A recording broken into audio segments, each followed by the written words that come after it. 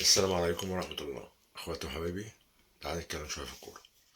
تعال نتكلم على ماتش الزمالك امبارح الزمالك بيخسر بسيناريو مش غريب قوي، يعني لان هي ضربة جزاء صحيحة في اخر دقيقة، سيناريو قاسي بس التهويل منه هو اللي مش لذيذ، يعني عارف.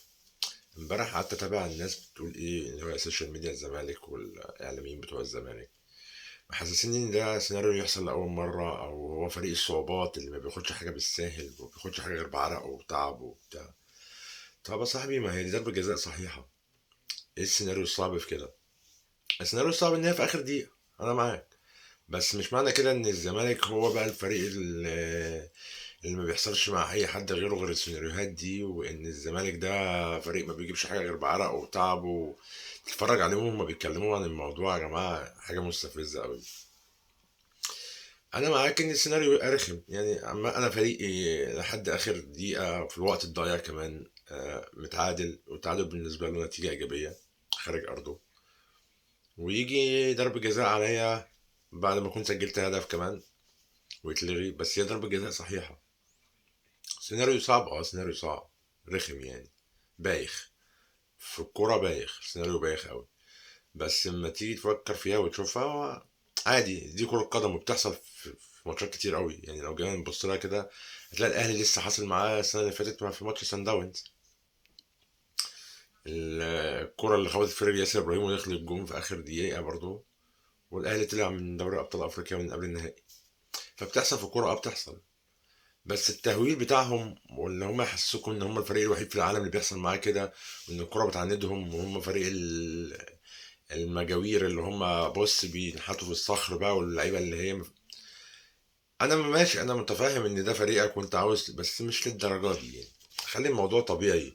لان دايما بشوف ان السوشيال ميديا الزمالك واعلام الزمالك دايما بيحب التهويل. يعني لو تيجي تبص مثلا على بزيرة، هتلاقي الكل بيقول لك بزيرة ده احسن لاعب في العالم. الجزيرة ده لما بص ده اللي بيغيظ الاهلاويه، شفتوا احنا عندنا مين، انتوا خدتوا مين واحنا عندنا مين. يا عم ماشي، هو مش لعيب وحش، هو مش لعيب، يعني هو لعيب كويس، بس مش اللعيب اللي هو انت مديني الصوره بتاعته اللي انت بتهول لي بيها. لعيب كويس، لعيب كويس. كمحترف لعيب كويس وعامل الفرق مع الزمالك. بس مش لدرجه اللي انت كل مره تطلع تكلمنا عنه، وبص بزيرة وبزيرة بيعمل ايه يا عم والله هو لعيب عادي، يعني هو لعيب كويس عادي، يعني طبيعي ان هو يبقى كده محترف وبديله بالدولار وبديله 2 مليون دولار في الموسم. مش عارف الطبيعي ان هو يديني المردود ده واكتر كمان، يعني هو المفروض اصلا كمان في الماتشات الكبيره هو يبان. وفي ماتشات كبيره كتير هو ما بيقدرش يبان فيها لما بتبقى معاه رقابه لصيقه في الملعب، لان هو بيحب الحريه وبيحب يروح بوشه. فلما بيبقى في لعيب في ظهره دايما ما بيعرفش يعمل حاجه، ما بيقدرش، خلاص بيتكتف. ف انا مش طالع اقول لك هو وحش ولا حلو، كل واحد ليه رايه، بس انا يعني ضد ان التهويل في كل حاجه. يعني حتى لما عندك لعيب كويس مش لازم تعمله لا يخرب بيك كده. انت ما فيش لعيب عندك، الله يرحم ايام ساسي، لما كنتوا هتبيعوا الناس كانت بتبيع ذهبها عشانه، وكانت بتشحت عشان يجدد. وبن شرقي وغيره وغيره، وكل الناس اللي كانت عندك، كل واحد يعني بيتألق شويه عندك في ماتش ولا ماتشين، انتوا بتعملوا حاجه كبيره قوي. ما بفهمش الجمهور ده وما بفهمش الاعلام ده. ودي الحاجة دايما اللي ببقى معترض عليها مع جمهور الزمالك او مع اعلام الزمالك بشكل عام، ان هم دايما شايفين اللي عندهم ده حاجة ما حصلتش في العالم كله، وهم بس اللي عندهم ده.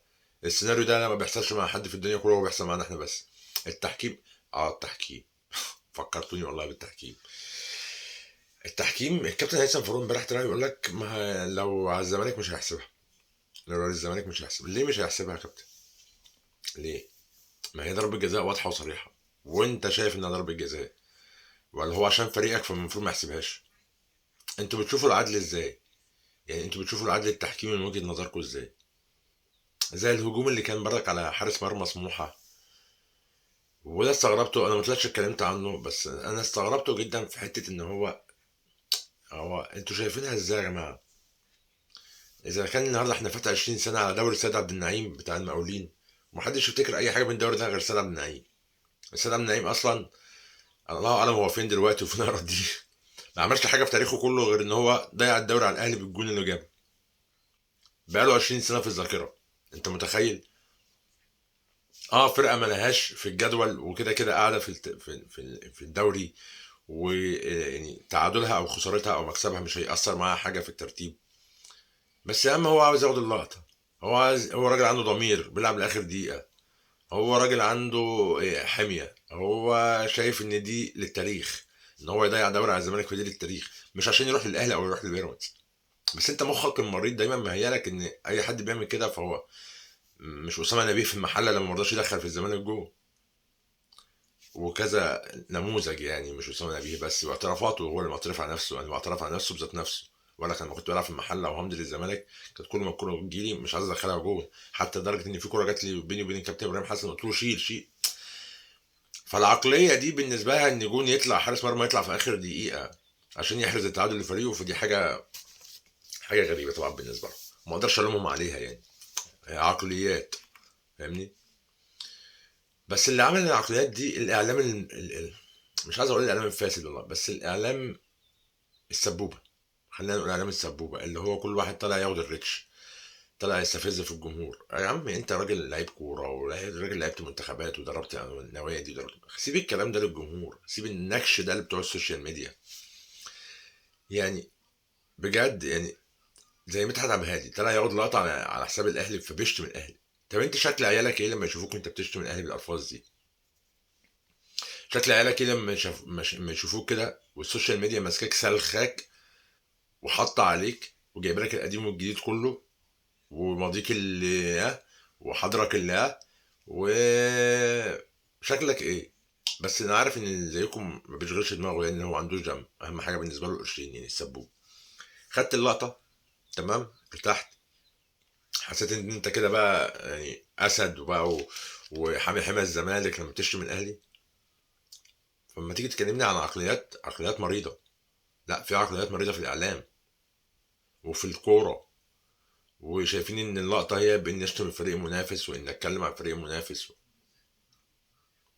هو ايه العقليات ده يا جماعه؟ يعني سبتوا ايه الناس العاديه والسوشيال ميديا العاديه والناس اللي بتطلع تنكش في بعض؟ ازاي واحد زي كان بيبقى مثلا مدير كوره ولا مدرب عام ولا في منصب في اي مكان او بيطلع يتكلم في التلفزيون في برامج، ازاي انا لما اشوفك كده في المدرج بتشتم وتسب النادي المنافس اللي هو اصلا مش موجود في الملعب ولا بيلعبك لمجرد انك تاخد اللقطه؟ طب انا هقتنع بكلامك بعد كده ازاي؟ انا عارف ان جمهورك بياخد بالكلام ده وهتبقى عندهم بص مفيش بعد كده. انا عارف ان الجمهور بتاع الزمالك بيحب اول اللي يعمل كده، وكلنا يعني لينا نماذج كتير قوي شفناها في الزمالك كده يعني، من ايام شيكابالا وغيره وغيره يعني. بيحبوا اول اللي يطلع يقول كده، زي بندق كده لما بيطلع يتكلم يعني. فاهمني؟ بندق دايما بيحب يطلع يصطاد برضك في الميه العكره. خضرا غندور دايما من الشخصيات المستفزه ان هي تحس ان عندها نقص كده يعني في كلامها. آه، دايما يطلع يصطاد في الميه العكره. طب ما انتوا عملتوا بس محدش كلمكم. اه انا عارف اللي هو غلطان بس عادي يعني متعلق. يا كابتن الغلط غلط، عندي او عندك او عند اي حد، الغلط غلط. وما ينفعش، ما ينفعش يبقى واحد بيطلع في الاعلام وبيطلع في البرامج وبيدرب منتخبات وبيدرب انديه وبيعمل الكلام ده ويطلع يشتم الشتيمه يعني الشتيمه دي. سبته ايه الناس العاديه يعني؟ وانت طلعت تدافع عنه بتاعت. يا جماعه انتوا مرض، والله العظيم عقليات مريضه. نرجع لمرجوعنا ونخلينا في حسام عبد المجيد وضربة الجزاء اللي جابها في مباراة اتحاد العاصمة. بصوا يا جماعة، هو حسام علاجه نفسي يعني، حاولوا تقعدوا معاه كده وتتكلموا معاه. الراجل ده من أحسن مدافعين مصر، والله كان عامل ماتش كويس. بس أنا ما فهمتش الطلعة اللي هو طلعها بإيديه وبرجله وبركبته وفي كل حاجة. بس يعني إيه، حاولوا تقعدوا مع الراجل ده وإن شاء الله إن شاء الله الكونفدرالية مش هتاخدوها. أنا أهلاوي ما بنكرش ده، وعمري ما هشجعكم ولا في افريقيا ولا في اوروبا ولا في اسيا ولا في اي مكان. انت فريق بالنسبه لي منافس في كل حاجه. الكونفدراليه اساسا ما تشكليش حاجه يعني، عامه انا بشوفها بطوله ضعيفه بس ما اتمناهاش انك تاخدها. انا حر في رايي يعني، انا راجل حر.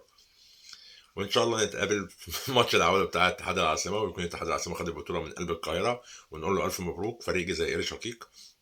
نبارك له ومرحب بيه في القاهره ان شاء الله. واخواتي وحبايبي، اشوفكم ان شاء الله في الحلقه الجايه. السلام عليكم.